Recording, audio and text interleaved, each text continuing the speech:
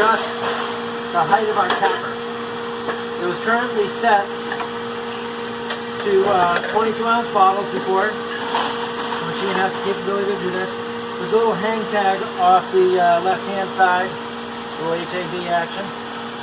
And how this would work is, if I have a wrench right on here, and I rotate this way, pulling pressure here, it's going to spin this gear, and it's going to try to drive this guy up. Well, there's 4 main bolts that hold this thing in place. So what we're going to do is we're going to loosen up 3 of them, and then when we loosen up the 4th one, we're going to make sure that we have some pressure back on this, because if we don't, the whole capping turret slams back down. It's super fucking heavy. I don't know what makes this thing so heavy, but it's really heavy. So just be prepared for that. So we'll pick you back up after I loosen up these guys.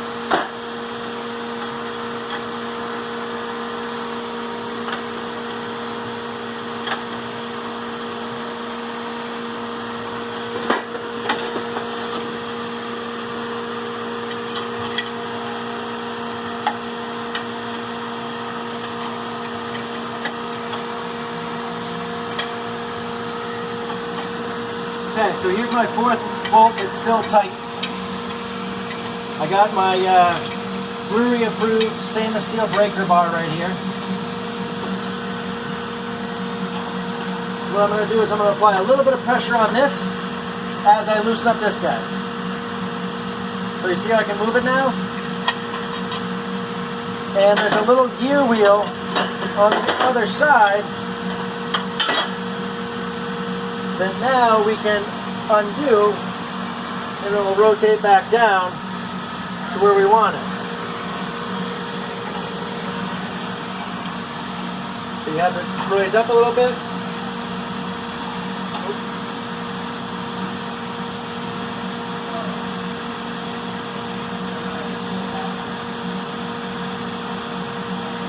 Now I'm going to get it to the area where I think it's going to be, but what we want to do is get the capping turret into its lowest position. And you'll just do that by running it a couple times.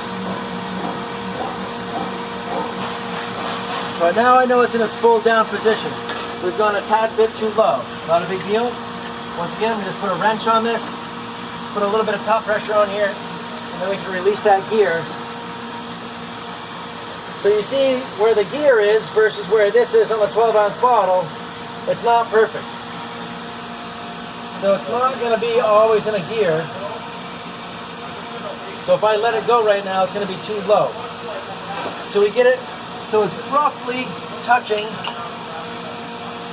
the top of that bottle and it's level. And then I'm going to go inside here and I'm going to tighten up 2 of these guys just to pretty much hold it in place.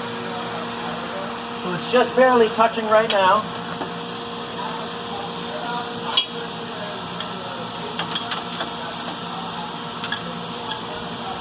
So lift it up. You're going to manually put the bottle right underneath the turret.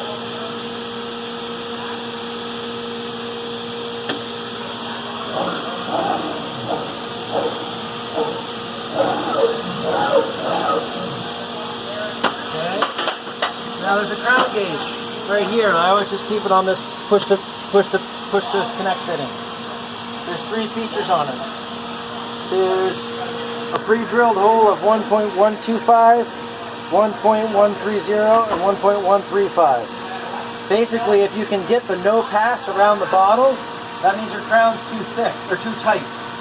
And what's going to happen is a bartender or you or whoever, when they go to uncap the bottle, is probably going to take some of the bottle with it.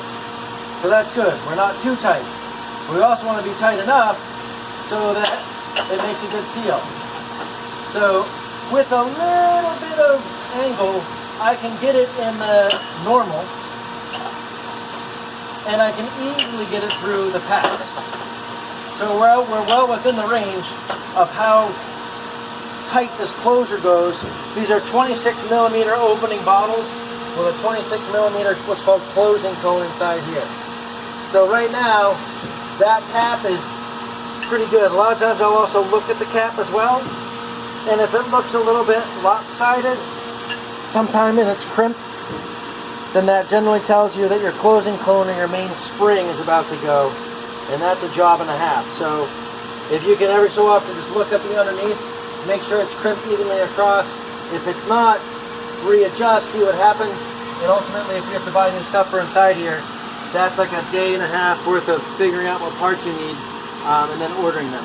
It's a very important tool right here, so when you're done with it, this is just the safe place where I've found to leave it. Okay? So now we're done with that. We're going to then adjust our capping turret, just for future reference.